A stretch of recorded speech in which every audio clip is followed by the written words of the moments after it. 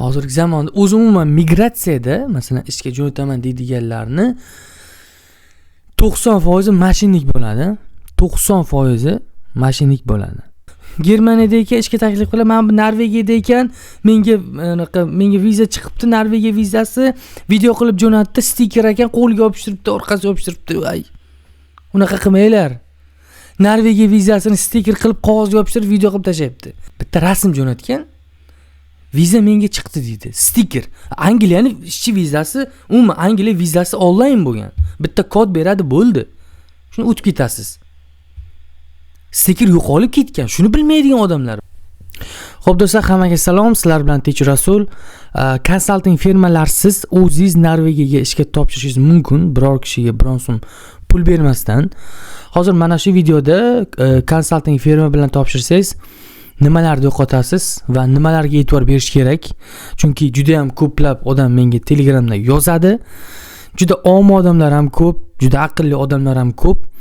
Hammasi firmalardan tushgan, yeb qo'ygan va meni o'zim, shaxsan o'zim siz uchun Norvegiyaga bitta vakansiyaga topshirib beraman. Keyin bitta bonus bu siz uchun sovg'a bo'ladi. O'sha firmalar siz o'zingiz topshirayotgan vaqtida sizga kerak bo'ladigan narsa saytlar. Ishonchli sayt kerak. Telegramda chiqayotgan Telegram kanallarda target funksiyasi orqali ruslar faqat o'zbeklarga, O'rta Osiyoga reklama yoqyapti. DHL pochtasiga, BMW zavodiga, balobattar joylarga $7,500, $4,500, $3,500 til bilmasang ham bo'ladi. 99 yoshgacha bemalol ishga olishadi. Bunga ishoning. Xudo ursin, bolam haqqi, onam haqqi deb qasamlashib tashladi va ko'plar ishonadi. Bir kishi menga yozgan, bitta aka Telegramdan $3,200 cha pulni bergan. Telegram orqali. Men oxirida xulosa qilyapman. Aka, men mashinalik, men bu firmasi chiqmadi. Bu firma o'zini-o'zi yaqinda yopmoqchi ekan. UKGo sayt orqali tekshirdim, o'sha Angliyaning hukumatini ofitsion sayt orqali. Menga qiziqdi. Qanday ishontirdi sizni u? Desa, ko'rmagan odamingiz. Qanday ishontirdi desa, bolam haqqi dedi, onam haqqi dedi. Yo'q.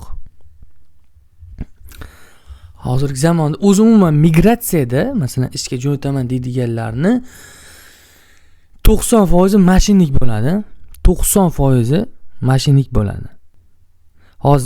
Hozir bu videoni boshi, kirish qismi detalli qilib tushuntirib beraman, nimaga e'tibor berish kerak. Va o'sha Norvegiyaga men o'zim telefonim orqali topshirishni o'rgataman va ishonchli saytlarni qayerdan olsa bo'ladi. Men o'sha jamlab turib Telegram kanalimga tashlab qo'yganman. Telegram kanalimda linki mana shu videoni albatta kommentariy qismida bo'ladi. Demak, boshladik. Va bitta narsa do'stlar, bitta ma'lumot, albatta siz YouTube kanalimga obuna bo'lishingiz kerak. Nimaga? Sababi mana shu videodan keyingi chiqadigan birinchi video Green Card bo'yicha bo'ladi. Green Card bo'yicha noldan o'zim topshirishni o'rgataman. Nimalarga e'tibor berish kerak, qanaqa o'zgarishlar bo'lganini qaytadan tushuntirib beraman. Green Card bo'yicha videolar 100 minglab ko'riladi. Juda ko'p odam qiziqadi. Ikkinchi video bu Angliyaga Tier 5, Tier 5 vizasi bo'yicha bo'ladi. Bu video, bu viza turi bilasizlar, mavsumiy ish uchun. Mavsumiy ishga til talabi rus tili, bilasizlar? Ko'pchilik mana shu videoni ko'rayotganlar rus tilini biladi. Sizga savol, rus tilini bilasizmi, yo'qmi? Mana shunaqangi video chiqarsam sizga foydalimi? Albatta kommentariyaga yozing. Ha, foydali bo'ladi deb uzunroq bir gap yozib qo'ying. Keyingisi Germaniyaga house building bo'yicha, bu Germaniyaga qonuniy borishda oson yo'li, bu ham yaxshi video. Keyingisi firmalarni tekshirish. Chet eldagi firma bo'ladi. Endi O'zbekistondagi firmalar hammasi MCH, ba'zi birlar yatita qilib ochgan bo'ladi. Ularni tekshirish imkoniyati, ularni o'tmishdagi qilgan ishlariga qarab, chiqargan vizalariga qarab turib shartnoma qilsangiz bo'ladi. Keyingisi Kanadaga immigratsiya qilish bo'yicha Express Entry dasturi orqali yangilik bo'lgan. O'tgan oyda mana shu vaqtda yana batafsil video bo'ladi. Xudo xolisa, Kanadada migratsiya sohasi bilan shug'ullanadigan Rahmat Sobirov degan bir akaxon bor. Mana shu aka bilan yaqin orada xudo xolisa intervyu chiqadi, bir podkast bo'ladi. U videoni ham juda ham sizlar uchun qilyapman. Yoki endi vaqtiga qarab qilamiz albatta. Xullas, shunaqangi videolar chiqadi kelajakda, kelayotgan oyda. Siz bitta dona like bosishingiz kerak. Agar like bo'lmaganda bo'lmaydi. Like bo'lmaganda men ishto bilaman, kam ko'rildimi, bunaqangi video qiziqmas. Lekin foydali. Like bosing, kommentariyada o'zingizni fikringizni qoldiring. Fikri juda ham muhim. Luboy savolni yozib qoldiring, migratsiya bo'yicha men aqlim yetgancha javob berishga harakat qilaman. Ishonmasangiz sinab ko'ring, hozir kommentariyaga yozing. Xo'p, obuna bo'lib qo'ying, chunki obuna bo'lib qo'ng'iroqchani bosib qo'ysangiz, men qaysi mana shu 5 ta videodan bittasini chiqarsam, sizga birinchi boradi. Teng kitib yuqoridan tushadi telefoningizga va birinchilardan bo'lib videoni ko'rasiz. Bilasizlar, men bu mavsumiy ish bo'yicha video chiqadi, chiqqandan keyin o'sha mavsumiy ishga limit yopiladi. Ya'ni anketa to'ldirish, mavsumiy ishga topshirish vaqti juda ham qisqa. 1 kun yoki 1,5 kun yoki 2 soat, 3 soatga ochiladi. Xabardor bo'lib qolishinglar uchun qo'ng'iroqchani ham bosib qo'yinglar obuna bo'lgandan keyin. Bitta obuna bo'ling. Obuna bo'lgan bo'lsangiz kommentariy yozib qoling. Obuna bo'ldingiz, men ishto bilay. Qaysi obunachilarim uchun men video qilyapman, mehnat qilyapman. Davom etamiz. Firma bilan topshirsangiz, ishga qaytamiz. Обычный odamsiz, siz chet elga ishga ketmoqchisiz. Qaysi reklamani ko'rib qoldingiz Instagramdan yoki Telegram kanalidan Palancha Consulting va firma bilan topshirsangiz nimalarni yutqazasiz yoki nimalarni yutasiz. Firma bilan topshirsangiz birinchi o'rinda bosh og'riq bo'lmaydi. Faqat pulingizni beraverasiz, ular ishingizni qilaveradi. Endi birinchisi xizmat haqi. Xizmat haqi bilasizlar, deylik Bolgariyaga o'rtacha $1000 firma xizmati. Lekin Bolgariyaga o'zingiz ham ishonchli saytlar orqali vakansiyaga topshirib ishga harakat qilsangiz bo'ladi. Sizda shunaqangi muammo bor. Xo'p, mayli deylik, saytda ham topdim. Telegram kanaliga kirdim, sayt orqali rezyumeni ham tayyorladim. Ish beruvchiga jo'natdim 1 oy 2 oy davomida. Xo'p, ish beruvchi aloqaga chiqdi, intervyudan o'tdim. Endi men hujjatni qayerda yig'aman? Bu sug'urta bo'ladi yoki elchixonadan ochib olish kerak bo'ladi. Men umuman tushunmayman. Dashib telefon ishlatishni bilaman, xolos. U yoq bu yoq telefon qilish, Telegram kirish, YouTube'ga kirish, like bosishni bilaman. Deydigan bo'lsanglar, bu muammo emas. Eng katta muammo ish beruvchini topish. Ish beruvchini topish juda ham ko'p vaqt oladi. Ya'ni ish beruvchini topish muammoroq. Ya'ni firma bilan qilasizmi, o'zingiz qilasizmi, baribir ish beruvchi ha deganda chiqmaydi. Xo'p, chiqqanidan keyin ham, intervyudan o'tgandan keyin ham siz kimdir qo'liga o'sha Bolgariyaga elchixonasiga ochrit olib berish uchun, hujjatlaringizni topshirish uchun bir $100, $150 bo'ladi xizmat haqi. Uncha ko'p bo'lmaydi. Xo'p, va siz $850 yutasiz oddiy Bolgariyadan. Kanada, boyki Avstraliya, o'zbeklar ishchi viza olib qadam yetmaydigan joylar bor. Mana shu davlatlarga siz prosta pulni berasiz, qo'yasiz. Ularda xizmat kamida $3000 dan boshlanadi.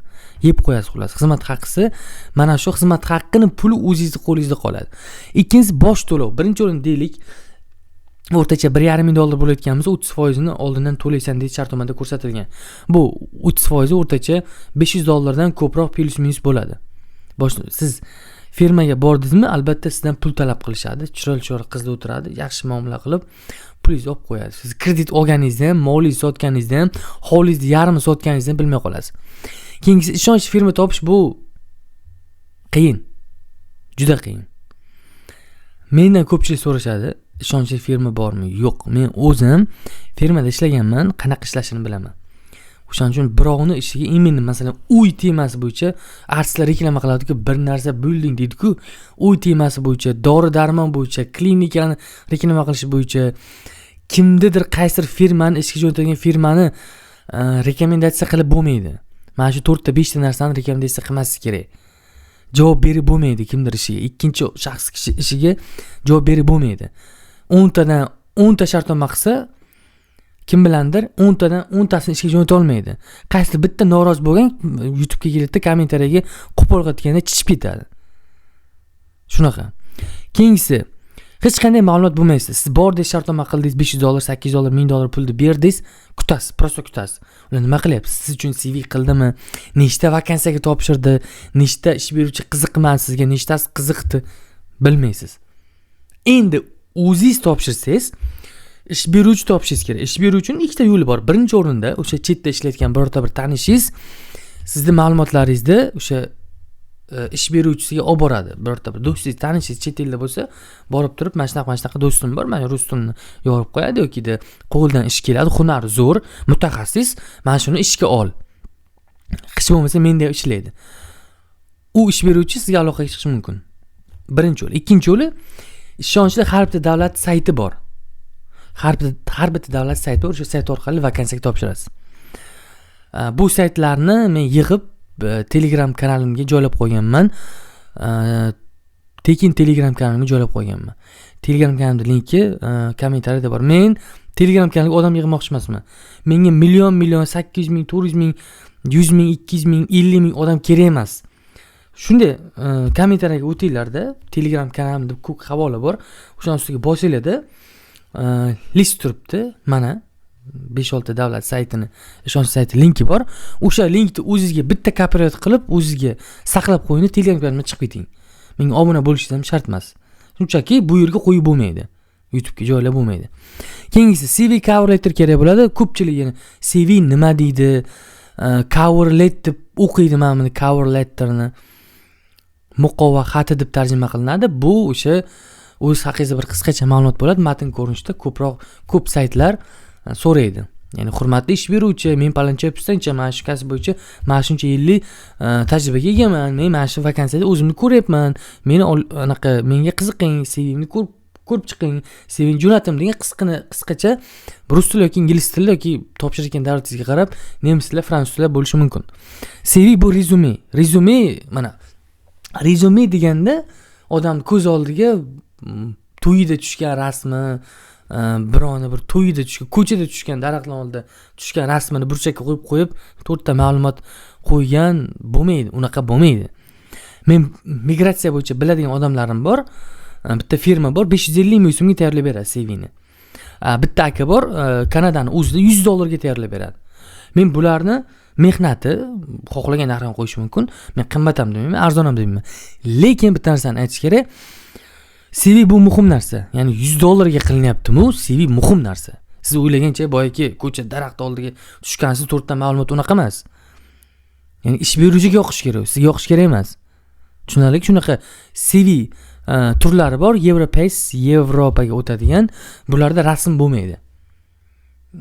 Menga jo'natsangiz, siz CV'ingizni tekshirib analiz qilib beraman. Bizda CV cover letter tayyorlab berish xizmati bor. Bu pulli xizmat. Pulliligini bilib turib yozinglar. Yozib turib keyin, bu pullimi demang. Chunki men pulli saytdan ishlataman, chunki meni vaqtim ketadi. Ketdik. To'g'ridan to'g'ri o'zingiz ish beruvchiga jo'nata olasiz CV'ingizni. Mana ish beruvchining o'zi email pochtasiga jo'nata olasiz. Ish beruvchi aytadi, "Yo'q, bu siz menga to'g'ri kelmadingiz yoki siz menga to'g'ri keldingiz" aytadi. Ya'ni o'rtada odam bo'lmaydi. Ya'ni firma, boya aytdim-ku, firma sizni rezumengizni ish beruvchiga jo'natyaptimi, jo'natmayaptimi bilmaysiz. O'zingiz qilsa shu ishni bilasiz. Bugun masalan 2 tasiga jo'natdim. Bugun masalan 30 tasiga jo'natdim, 2 tasi qiziqdi, bittasi intervyu belgiladi. Xo'p, intervyuga qanaqa savollar tushishi mumkin? Men shu haqida video qilaman. Sizdan faqat bitta like va obuna bo'lishingiz kerak. Keyingisida o'zingiz harakat qilsa xarajat nolga teng. Agar CV'ni mutaxassisga tayyorlatsangiz, u albatta xizmat haqisini oladi. Agar cover letterda mutaxassisga cover letterda suni intervyu qilsa bo'ladi. Gemini'da, ChatGPT'da qilish mumkin. Lekin CV'ni cover anaqa ChatGPT qilib bera olmaydi. Shunchaki ma'lumotlaringizni tarjima qiladi, hattoki xato ham tarjima qiladi. Va ko'ngildagidek qilmaydi. O'shuning uchun mutaxassisga tayyorlating. Menga tayyorlash shart emas. Keyingisi, xarajat nolga teng. Firma xizmati yo'q, boshlang'ich to'lov yo'q. O'zingiz topshirasiz. Ish beruvchiga nechtasiga topshirganingiz, nechtasidan atvet keldi, nechtasidan atvet kelmadi. O'shanga qarab ish qilasiz. Keyingisi, xullas pul yo'qotmaysiz. Ketdik keyingisi. Boya aytdim, bizda CV cover letter tayyorlab berish xizmati bor. Iltimos Telegramda yozing. Kuchukcha Rasul Norov deysanglar chiqib keladi. Albatta kommentariyada ham lichkamni qoldiraman. Xo'p, Telegram kanal bor. Bu bepul Telegram kanal, bizda bilasizlar, pulli Telegram kanal bor. Yopiq vakansiya kanal. U yerda premium obunachilar uchun har kuni video darslar joylab boriladi, qanday topshirish bo'yicha. Bu bir. Ikkinchisi, konsultatsiya tekin. Yopiq Telegram vakansiya kanal obunachilar uchun noldan ishga topshirish o'rgatiladi. Okay? Bepul Telegram kanali haqida gapiryapman. Bu Bepul Telegram kanalda o'sha ish beruvchi saytlarning ishonchli 100 talik o'zim javob beraman. Ish beruvchi saytlar linklarini siz uchun joylab qo'yganman. Ko'rishingiz mumkin. Norvegiya bor, Angliya bor, Finlandiya bor va masalan, mana videoni ko'pchilik ko'radi-ku, ko'pchilik menga aloqaga chiqadi. Aka, mana bu firma ishonchlimi? Aka, mana bu odam meni ishga jo'natmoqchi, mana shuncha pul berib qo'ydi, mana shu firmani tekshiring. Firmalarni tekshirib bo'lgandan keyin oxirgi xulosamda mana shunaqangi video qilib odamlarni ogohlantiraman. Mana bu firma ishonchsiz. Mana firma ishonchli. Bu firmada mana shu joyi xato, ehtiyot bo'linglar deb ogohlantiraman. Ochiq Telegram kanaliga, Bepul Telegram kanalida bu hammasi. Xo'p. Endi do'stlar, yopiq Telegram kanaliga tekin obuna bo'lsanglar bo'ladi. Bilasizlar, bizda yopiq Telegram kanali bor. Bu ham aytdim. Bu kanalda premium obunachilar uchun o'zim harakat qilaman dalishi. Menga faqatgina yordam berib turing, resume cover letterni siz tayyorlab bering. Yopiq kanalingizga qo'shilaman. Bilaman, yopiq kanalingizda video darsliklar bor. Ishga topshirish bo'yicha o'rgatasiz. Mana shunga qo'shilmoqchiman desanglar, bir marta to'lov 400 ming so'm. Bu oylik to'lov emas. Agar soqqa qilish niyatim bo'lganda oylik to'lovni 99 ming so'mdan qilib qo'yib turib, har oy odamlardan pul ishlagan bo'lardim. Bunaqa emas. Men birinchidan faqat o'rgataman va bu doimiy umringiz oxirigacha ishlatasiz. Bu vakansiyaga obuna bo'lasiz faqat. Ya'ni vakansiyalarga noldan topshirishni o'rgataman, yaqindan yordam beraman lichkangizda. Kommentariyada yozing, reys nomini yozing, birta kulgili, masalan, Fransiya chelak yoki Marhamat London, Qora qamish Kopengagen, shunga o'xshagan birorta bir 3-4 ta reys nomini o'ylab topib yozing. Odamlar bir oy davomida ko'p like yig'sa, ko'p like bossa, o'sha ko'p like yiqqan kommentariy egasini yopiq kanalga tekinga qo'shaman. Va qanaqa savol bo'lsa yozib qoldiring. Endi hozir Norvegiyaga vakansiyaga topshirishni o'rgataman telefon orqali. Okey do'stlar, sizga agar CV, resume kerak bo'lsa, professional darajada Telegram lichkam albatta kommentariyada bor. Agar siz yopiq vakansiya kanalimizga obuna bo'lishni xohlasangiz, bir marta to'lov qilib, Telegram lichkam albatta kommentariyada bor. Qanaqadir hujjat tekshirish kerak bo'lsa, albatta Telegram lichkam kommentariyada bor. Do'stlar, bitta narsa. Siz bitta video orqali ishga ketib qolmaysiz. Qaysidir migratsion blogerni bitta videosini ko'rasiz, meni bitta videomni ko'rasiz, kimdir foydali bitta videosini ko'rib, bilim bo'ladi sizda. Bilim shakllanadi. Ya'ni Norvegiyaga mamlakat usullar bor, Finlandiyaga mamlakat usullar bor, Kanadaga express entry bor, Amerikaga boshqa B1, B2 viza turi bor. Mana shular haqida ertaga siz birorta firmaga borgan vaqtingizda tarsitib yaxshi savol berasiz. Bu yaxshi savol berish ham bu sizni juda ko'p narsadan ogohlantirib qoladi. Nimaga? Masalan deylik, oddiy telefoningiz buzildi. Nima bo'lganini bilmaysiz. Borasiz ustaga borib turib, "Mana shu buzildi telefonim, to'g'rilab bering" siz. Telefon ustasi aytadi, "Nima qildi?" Bilmayman, o'z buzilib qoldi. Cho'qqitib xizmat haqisi 1 baravardan 5-10 baravargacha oshib ketadi. Agar siz o'zingiz o'sha telefonni to'g'irlashni emas, qaysi funksiyasi nima qilishini siz bilsangiz agar, borasizda mani ekranni qo'ydi, suvga tushib ketdi. Faqatgina menga ekranni almashtirib bering. Ekran mana buncha turadi. Iltimos, mana shu xizmatni qo'yib berishing narxini mana shuncha qilib ber, arzonroq qilib ber. Menda sen uskunalaring yo'q bo'lganligi uchun men o'zim qila olmayman, lekin uskunalaring bo'lsa qila olaman siz. O'sha summa teng yarimi 50% dan 75% atrofida pastga tushadi, arzonlashadi. Migratsiya ham shunaqa. Siz firmaga borib turib, meni ishga jo'nating deb, loq odam keldi deb so'laveradi. Shartnomaga qo'l qo'ydiradi, $1000 pulingizni oladi, bo'ldi. Katta ko'ndalang. O'sha qo'l qo'yayotgan vaqtingiz ham shartnomada u odam biladi. Siz qo'l ya'ni shu savolni berganingizdan keyin, oddiy umumiy savol berganingizdan keyin biladi, bu ahmoqni allasa bo'ladi. Chunki o'sha zahoti biladi. Bu shartnomaga qo'l qo'yadi. Bu bizga pul beradi o'ylab siz bilan yaxshi muomalada gaplashadi. Tushunyapsiz-a? Ya'ni nima uchun migratsion videolarni ko'proq ko'rish kerak? Siz chetga chiqmoqchi bo'lsangiz, qonun qoidani bilishingiz kerak. Elchixona nima, viza center nima?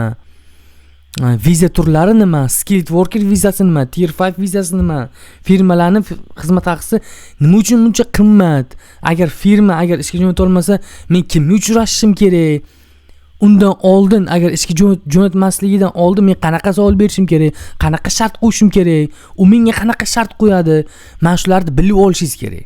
Bu juda muhim narsa. Chunki mana siz bilmaysiz. Men bilaman, mana videolarim 100 mingta yoki 80 mingta ko'rilgan videolar bor. Tasavvur qiling, qancha odam yozgan menga kuniga. 300 400 odam yozadi. Men bunaqa muammolar xilma-xilni ko'rganman. Ko'pchilik tushib qolgani kelar. Men bu firma mana qilib qoldi, bu bunday qilib qoldi. Men bu Germaniyada ekan ishga taklif qilib, men bu Norvegiyada ekan, menga viza chiqibdi, Norvegiya vizasi, video qilib jo'natdi, stiker ekan, qo'lga yopishtiribdi, orqasiga yopishtiribdi. Ay. Unaqa qilmanglar. Norvegiya vizasini stiker qilib qog'ozga yopishtirib video qilib tashlayapti. U odam ishonyapti, pul berib qo'yapti. Unaqa bo'lmaydi. Bu aqlsizlik, bu jinnilik. Bu omillik hisoblanadi. Hech qachon viza stiker bo'lmaydi. Men masalan hozir Angliyada yana bitta jo'natyapti. Taka. Angliyaga deydi, meni ishga jo'natmoqchi deydi. Nike zavodiga deydi.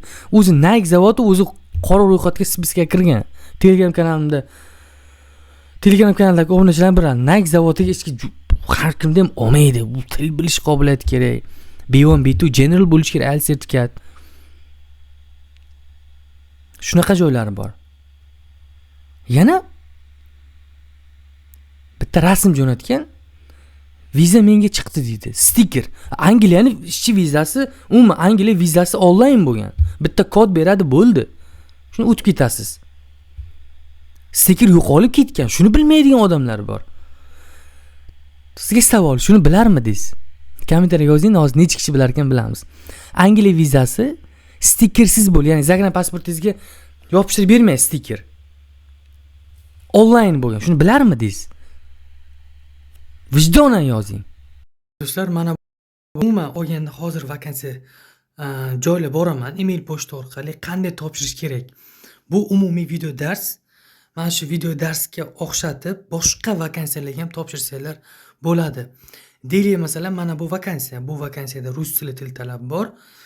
Kimgadir to'g'ri kelmay qolishi mumkin. Deylik masalan, oliy ma'lumotli talab bor. Ba'zi birlaringga to'g'ri kelib qolishi mumkin. Lekin hozir oliy ma'lumot talab qilmaydigan boshqa vakansiyalarga ham qanday topshirsa bo'ladi? Email pochta orqali. Qaraylik, birinchi o'rinda biz mana bu yerdagi cover letterda bitta kopiyat qilib olamiz yoki shunchaki yozamiz. O'zlaring yozsanglar ham bo'ladi. Oxiriga mana Rasul Norov turibdi. Ism familiyani o'zgartiramiz. Hozir o'rgataman. Qayerda o'rgatish kerak? O'zgartirish kerak. Keyingisi tema degan joyga kopiyat qildik. Mana bu yerda mana bitta vakansiyaga topshirmoqchisiz. Mana vakansiya turibdi mana. Oilaga qancha 1,5-2 ming euro atrofida qanaqa bonuslari bor va mana bu oxirida email pochta bo'ladi. Rezumeni yuboring deb qo'yibdi, qarang mana. Ko'k havolani ustiga bosasiz. Oddiy qo'lingizdagi telefon orqali email pochtasiga o'tadi. Mana o'zingizning email pochtangiz bo'ladi albatta. Masalan, rasulnorov@gmail.com dan ketyaptimi? Demak, mana bu ish beruvchining o'ziga ketyapti. Tema degan joyga mana bu mavzuni yozamiz. O'zlaring xohlasanglar vakansiyani nomini yozib, mana shu vakansiya uchun deb yozsanglar bo'ladi yoki o'sha vakansiyani nomini yozib qo'ysanglar bo'ladi. Kim bu yerga esa cover letter yuklaymiz. Cover letter. Mana bu yoki uzun matn xohlasanglar, mana cover letterni o'zini o'qib, rus tilini bilsanglar, rus tili xuddi shu shablon asosida rus tilida yozsanglar bo'ladi. Endi mana shunday bo'lishi shart emas. Xo'p, keyingisi CV yuklaymiz, rezyume yuklashimiz kerak. Rezyume. Mana bu yerda mana chap tomonda yuklash bor mana. Mana. Chap tomonda yuklash bor. Birinchisini bosamiz. Mana bu yerda fayl chiqadi. Hammada chiqadi, hamma telefonda. Fayl chiqqandan keyin biz rezyumeni jo'natishimiz kerak bo'ladi. Dokument degan joyga o'tamizda. Deylik masalan, mana bu yerda rezyume nomini yozamiz mana. CV albatta hammada bitta rus tilida, bitta ingliz tilida rezyume, ya'ni CV bo'lishi shart. Cover letter ham bo'lishi shart. O'zingizning kasbingiz bo'yicha va ikkita tilda, rus tili va ingliz tilida. Ikkita kasb bo'yicha ham qilsanglar bo'ladi. deylik masalan o'zingizni kasbingiz bo'yicha qaysidir kasbni, ya'ni qaysidir ishni qila olasiz. Dehqonchilikni qila olasiz yoki chorvachilikni qila olasiz yoki qo'shimcha haydovchilik qila olasiz. Bitta haydovchilikka, bitta o'zingizni kasbingizga yoki bitta dehqonchilik bitta o'zingizni asosiy kasbingizda CV, rezyume bo'lishi shart. Lekin mana bu yerda telefonimiz xotirasidan rezyumeni bosamiz. Qaysi rezyume kerak? CV mana bosdim. Bo'ldi. Ya'ni CVni mana yukma oxirida chiqadi mana. Rasul Norov CV PDF 1.6 MB yuklandi CV. Cover letter bor. Cover letterning ma'nosi, hurmatli ish beruvchi, men mana shu vakansiyaga topshirmoqchiman. Chunki mana shu vakansiya bo'yicha menda qanaqadir opit bo'lsa opit bor, yo qiziqaman, yo ishlaganman. Shunaqa deb o'zinglarni maqtashlaring kerak qisqacha. Keyin mana bu tema degan joyga, mavzu degan joyda o'sha kasbni nomini yozib qo'ysangiz bo'ladi. Boshqa vakansiyalarga ham. Bo'ldi, ishga topshiramiz. Mana qarang, mana o'rtada jo'natish, отправить chiqadi. O'rtada. O'shaning ustiga bitta bosamiz, ketdi mana. Bo'ldi, vakansiyaga topshirdingiz. Yana men xuddi shunaqangi vakansiyalar joylasam va ularning mana bunaqa email pochtalari bo'lsa, ko'k havola bo'lsa, mana shu video darsga qarab xohlagan vakansiyaga topshirishingiz mumkin. Okay? CV, cover letter kimga kerak bo'lsa, rezyume yozsanglar, yopiq kanal obunachilari uchun juda arzonga tayyorlab beraman. CV, cover letter faqat ChatGPT dan qildirmanglar yoki o'zingiz ham qilsangiz bo'ladi. Kompyuteringiz bo'lsa, ingliz tili yoki rus tilini yaxshi tushunsangiz, grammatikasini. Muammo bo'lmasa qildirsanglar bo'ladi, muammosi yo'q. Xuddi shu video dars orqali xohlagan ish beruvchining email pochtasiga siz ma'lumotlaringizni to'g'ri jo'natishingiz mumkin.